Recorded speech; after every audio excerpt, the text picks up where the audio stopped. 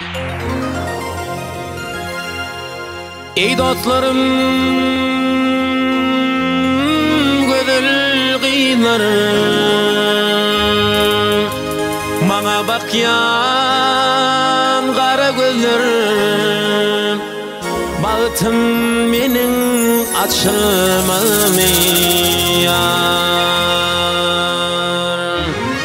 Güzde uçan kuvaklar yine uçup geldi yazda.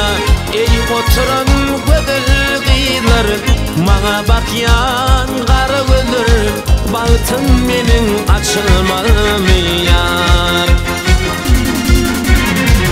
Güzde uçan kuvaklar yine uçup geldi yazda.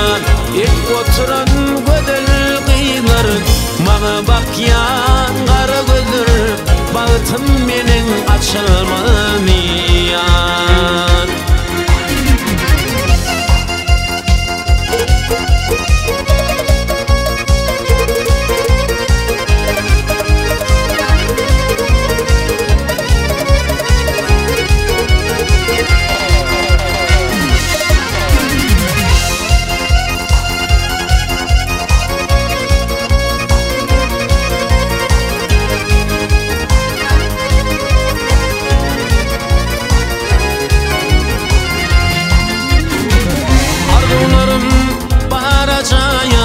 İnne hatır bolmamakha, çın yürekten söyen diysem, sen bolmasın koyan diysem, bana cevap vermezmiyan.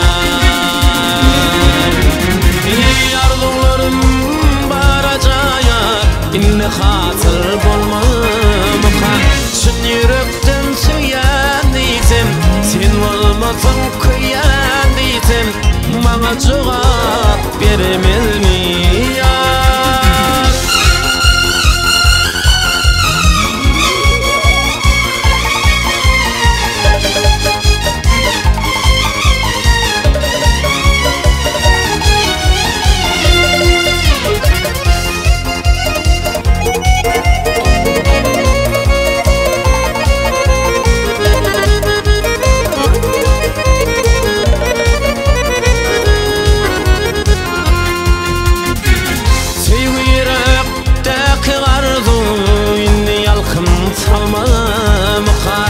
Aşık yüreğime menin, ilk sevgim sen kıyıl baktın, inni kaydıp gelmezmiyan.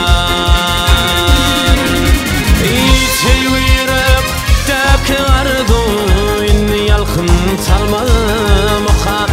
Aşık yüreğime menin, ilk sevgim sen kıyıl baktın, inni kaydıp gelmezmiyan.